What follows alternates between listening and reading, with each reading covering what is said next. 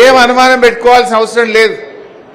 మనం 10 ఏళ్ళు ఉన్నాం కనీసం, వాళ్ళు 4 నెలలు కాలే ఇప్పటికే ప్రభుత్వం మీద వ్యతిరేకత స్టార్ట్ అయింది.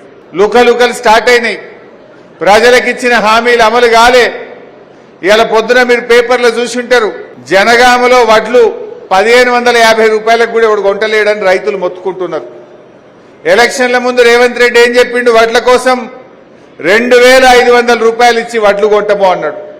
ఇవాళ జనగామ మార్కెట్లో చూస్తే 1760 రూపాయలకు వడ్లు అమ్ముకున్నారు. మరి అన్ని వాళ్ళ మాటలన్నీ కూడా నీటి మూటలని ప్రజలకు అర్థమైంది.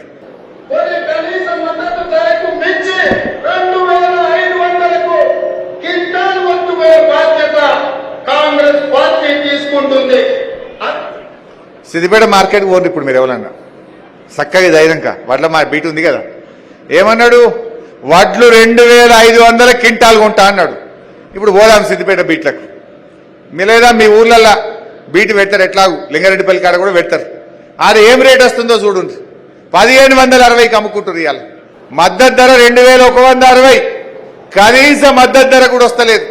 తాలు పేరు మీద 2 కిలోలు 3 కిలోలు కటింగ్ పెడుతున్నారు, మద్దతు ధర వస్తలేదు.